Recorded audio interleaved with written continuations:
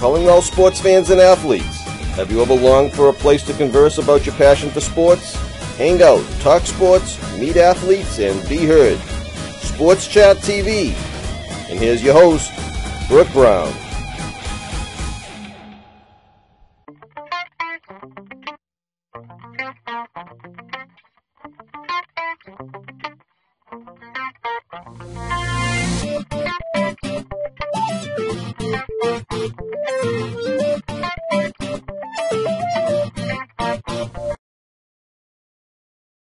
Oh, it's not with me. Okay.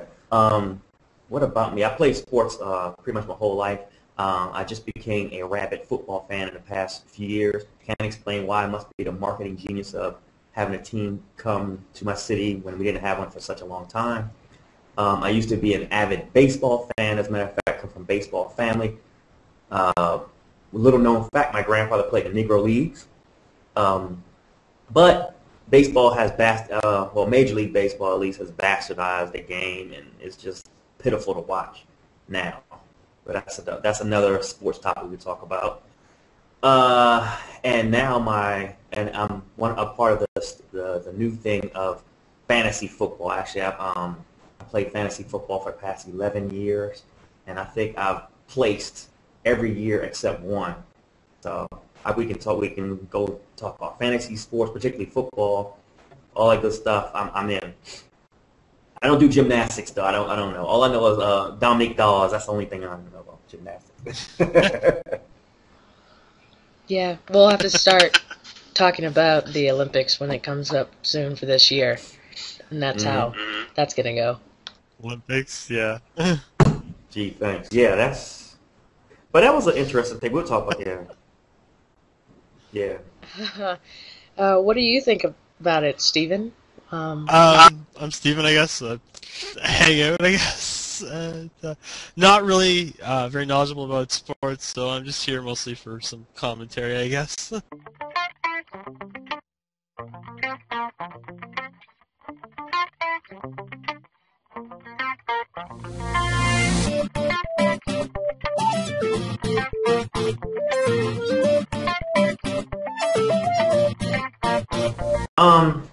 I just want to add here that it's a great story, and it's going to make a great movie one day. It's going to make a good book.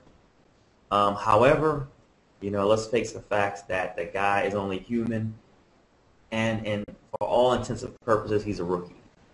His first complete game was 2 weeks ago, and he's played great outside of the game against Miami, which showed his weaknesses and vulnerabilities.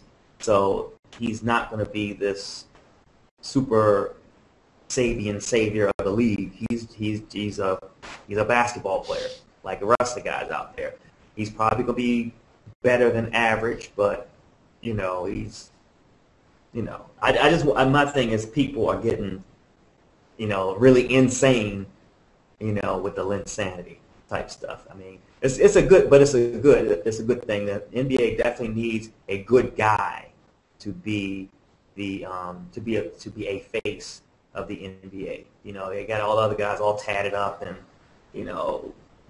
looking all crazy like it just they just broke out of prison or whatever. And here you got this one guy like a Harvard grad who's worked his way up literally to where he is. So it's a good story, and it's definitely needed. Look at him and then Allen Iverson. It's like they have nothing in common except their skill set, Yes, it definitely is a great story.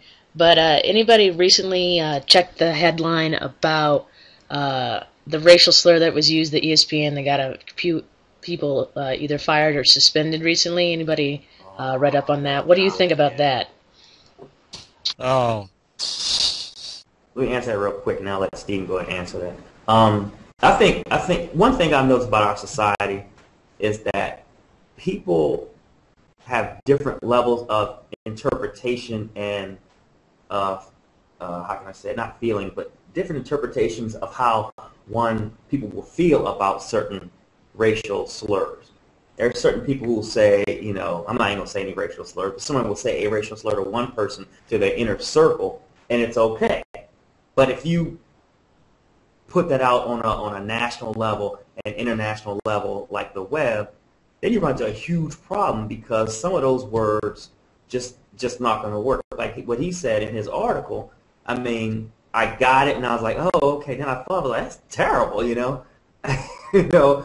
But maybe in his circle, even I heard the guy is married to an Asian woman too, so maybe in their circle it's cool. It's ha ha ha, you know, he's a whatever and she's a whatever and ha ha, that's funny. But to the mass people in the world, so that's problematic. I think people just need to really take a step back and always before you hit the send button, you always should read it, what you wrote 2 or 3 times. I would have to agree with that, Ralph. So in the day and age, and to continue with that, what do you think, Stephen? I think he was trying to be funny, and he got caught. He wasn't thinking. I didn't know about the wife thing. I think him going home that day would have been an interesting conversation. You got fired for saying what? But no, I don't think it was really appropriate. I heard he trademarked that. So how do you two feel about the marketability of Linsanity and what's going on with that in terms of endorsement deals and the like? Yeah. I think it might be a different. You're right, because it's a whole turnaround. How you help turn around that team, and that does help. I think it might have been the same effect on a pitiful team. You know what I mean? Because he has been a highlight reel as well. You know, it was one thing if he's just kind of out there, his presence there would help them win. It wouldn't show much, but he's been like, you know, you see highlights of the spin moves and the crossovers and all that kind of stuff. So, yeah, and as far as endorsements are concerned, that's a great question because he can do anything. I mean, now I'm going to sound racist, but his nationality is the nationality of one of the largest races in the world, you know, on the planet. So he can endorse anything, you know. It doesn't matter. What he endorses in America is going to be totally different from what he'll be able to endorse in China, although he's not Chinese. He's American, but he's of Chinese descent. So might be a difference there. I don't know, but we'll see. That's an interesting thought. Steve, you can go ahead, unless you want me to go again. No, you can go, man. I heard there was a lockout, and that's about it. Since we're on the topic of the All-Star Weekend, any of you watch the festivities going on this weekend? I've only seen it a few times. Mostly I watch the dunk competition, though, but it's interesting to see some of the skills they have, though, that you don't really get to see on the court while they're actually playing the game. Some of them have got a bit of style, a little bit of flair when they're doing their thing. Man, I used to love the dunk contest so much that I have dunk contest parties over my house. I'm serious. I'd have my friends over. We'd get some pizza. We couldn't get any beer. We were too young. We get some pizza. We get some soda. Everybody laughing and carrying on. Oh, did you see that? Blah, blah, blah. You know, oh, man, it used to be so much fun. Then one year I had it, and it was just like, one of my friends fell asleep. That's when I knew it was over with. So, and that was the year, I'm showing my age here, but I think that was the year, Rex Chapman won, that they fell asleep. That's like the early 90s or something like that. So, yeah. No, mid-90s or something like that, yes. I would have to say that my favorite year was the year that Vince Carter showed off all his dunking skills, and that was pretty fun to watch with my friends, and that's all I could remember, but not recently have I gotten that excited. Yes. I think he actually had the best. I believe Vince Carter was the first one to do the 360 dunk, if I'm correct, and that was fun to watch. Right. Yeah, everybody else does a 360 and then turn into a dunk. I mean, not turn, well, do the 360 while they're about to dunk. He did 360, turn around, face the basket, then dunk. That was ridiculous. Yeah, I think he actually had the best, quote-unquote, performance of the dunk contest. I mean, that dunk, the in between the legs, are you kidding me? Yeah, but I don't know. They don't. I mean, it used to be for bragging rights back in the old days, even though because it was never for a whole lot of money. But now it's like they don't care at all. So it's kind of corny to me now. I mean, I thought that I haven't seen a good one in years. I mean, Blake Griffin jumping over a Kia. Okay, it actually might have been cool if it was like an old beat up Jeep Wrangler or something like that. You know what I mean? Instead of like the brand new Kia from 2011. Come on. Too commercial. Mm-hmm. Yeah, it was a commercial, and they made like 2 commercials from that dunk. Whatever, man. I'm not into it anymore. Can any of you think of a favorite player, either past or present, that you like at the NBA or still like, or anything that you can remember of past and recent memories? Well, I guess Air Jordan, Michael Jordan. Yeah. I don't know. I stopped paying attention to sports. To be honest, it got too commercial for me, and it feels so staged, so manufactured these days. I don't know. And to the lockouts too, man. That Yes. really killed the love of the game for me. I have to agree. Go ahead. I'm sorry, bro. That was a major argument with a lot of folks about it being commercialized and prices going up and the lockout taking the love out of the game.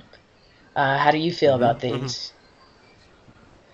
I was gonna completely agree with Steven. Each sport has had a lockout of some sort, and it's kind of biased. But the one lockout I can really not agree with, but can understand it's the nature of it is football and hockey to a degree. Well, no, not the hockey. Never mind the hockey. No. But no, that was just pure greed. That's probably might have been the most greed-induced one of all, really. But the football one I can understand because these guys are risking their lives actually playing a sport, and for some of the owners to be against some of the basic stuff like wanting to extend preseason and cut certain benefits and renegotiating how to structure contracts, unguaranteed contracts. Anyway, it was pretty bad.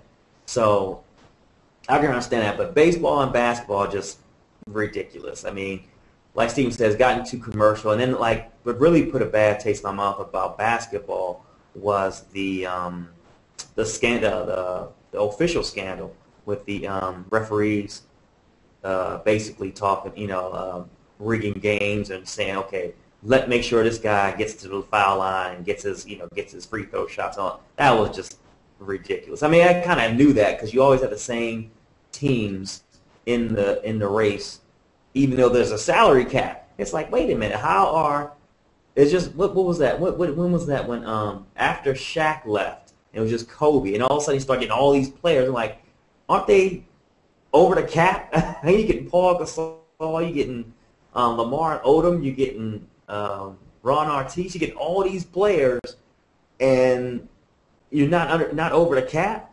Come on, man. It's just ridiculous. It was just ridiculous.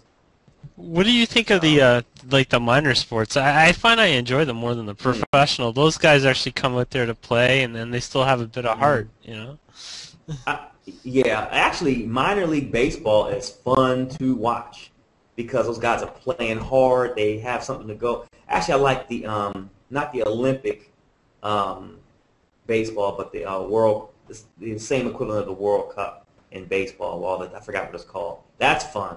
I like that game, that whole tournament. But you're right. The minor leaguers just take it to a whole different level as far as intensity, desire, the whole nine. It's not a whole lot of posturing after each play and after each game. Like everybody says the same thing. Yeah, I had to go out there and give it 115%. There's no such thing. Shut up. So, yeah, I can understand. But yeah, I agree. Minor league sports, and international sports too. Like when you had the FIFA World Cup, is outstanding. One of my stories with that is I went to the United States were playing the Italians a few years ago, and I actually went to an Italian-owned pizza shop, and oh man, I got harassed the whole time in there. Any play, anything, any goal, it was just like, oh, you. Yeah. It was like, but it was fun though. But that's what you need. You can't, it's not about going to. It needs to be more about than just going to who has the jersey on that makes that team worth something for you. Because here in Baltimore, I'm sorry I'm talking a little long, but here in Baltimore, when we had the Colts, back in the old days, from what I'm told, those guys actually were part of the community. Literally, they would work at the steel mill on the off season. They, own bars and things of that nature. So there's none of that anymore. These guys are secluded in their own thing, and then when they are a part of everybody else, they have this own their own vision of their own greatness. It's a shame. To thank all my guests for this week, and all of you who have tuned in. Tune in next week or to the next broadcast, and we will be sure to give you a lot of sports information and great conversation. Thank you very much.